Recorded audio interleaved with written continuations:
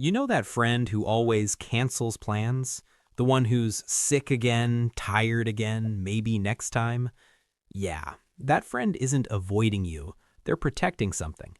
If you're someone who genuinely gets more excited about a Friday night in pajamas than a Friday night out, welcome. You're about to feel very seen.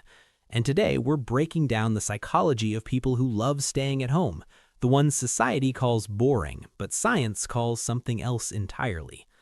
Here's the thing. Extroverts recharge by being around people. Their energy comes from the noise, the movement, the chaos.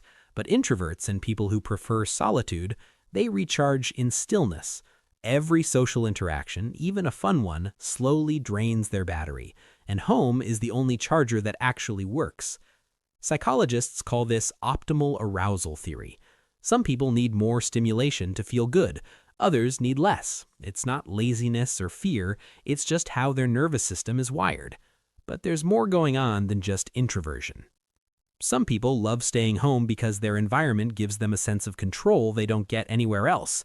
Out there, the world is unpredictable. Loud strangers, last-minute changes, small talk with people who don't care about your answer.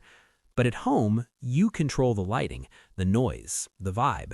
For people with anxiety or high sensitivity, that control isn't a luxury, it's survival. Here's something wild. Studies show that people who enjoy solitude tend to be more creative, more introspective, and better at problem solving. Staying home isn't doing nothing, it's where the best ideas are born. Not in a crowded bar, but in a quiet corner with a book or a thought spiral at 2 a.m. And let's be honest, society romanticizes being out there. The influencers, the party pics, the live your best life culture. But what if your best life is a documentary, some soup, and zero obligations? That's not sad. That's self-awareness. Now, some people stay home for a darker reason. Social anxiety, past trauma, depression that quietly whispers, what's the point? And for them, home becomes both a refuge and a cage. So it's important to know, do you stay home because it fills you up or because leaving feels too heavy? Because one is peace, the other is hiding. But for those who truly love staying home, they're not missing out, they're just living differently. They find joy in small rituals, the morning coffee routine, the favorite spot on the couch, the way the light hits the room at sunset, things most people rush past. Hit subscribe if you think you're this type. Psychologists say this is called low stimulation preference. These people don't need the world to entertain them, their inner world is rich enough.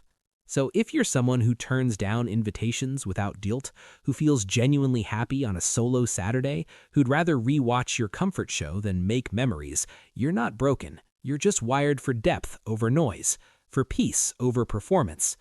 Tell me, do you prefer staying home or do you think we're all just making excuses? And if you want the psychology that most people never hear about themselves, the next video is going to hit you harder than this one.